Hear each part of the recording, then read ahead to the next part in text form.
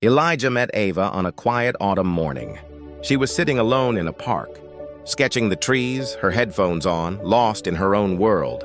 He was out for a walk to clear his mind after a rough week.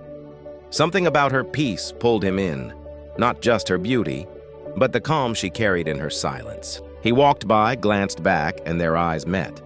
Just for a second, but enough to spark something. Days later, they crossed paths again at a coffee shop nearby. This time, they talked about books, music, dreams, wounds.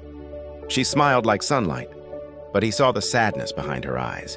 He laughed easily, but she sensed the weight he carried in his heart. It wasn't instant love.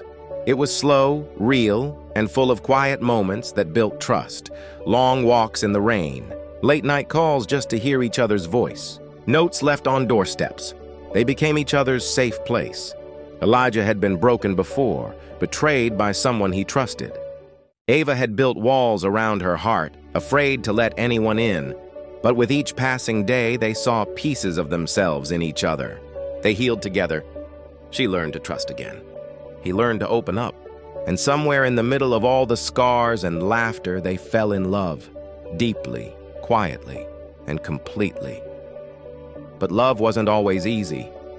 There were hard days, arguments, distance, doubts. Life threw challenges their way, job losses, family struggles, moments when walking away seemed easier. Yet every single time, they chose to stay.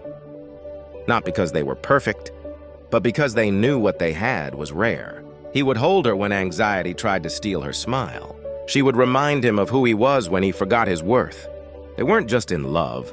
They were best friends, soulmates, teammates in a world that often felt too loud.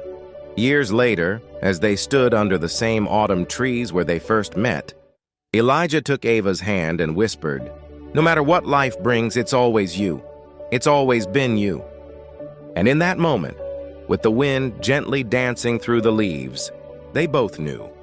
Theirs was the kind of love that doesn't fade, the kind that fights, the kind that stays, the kind that lasts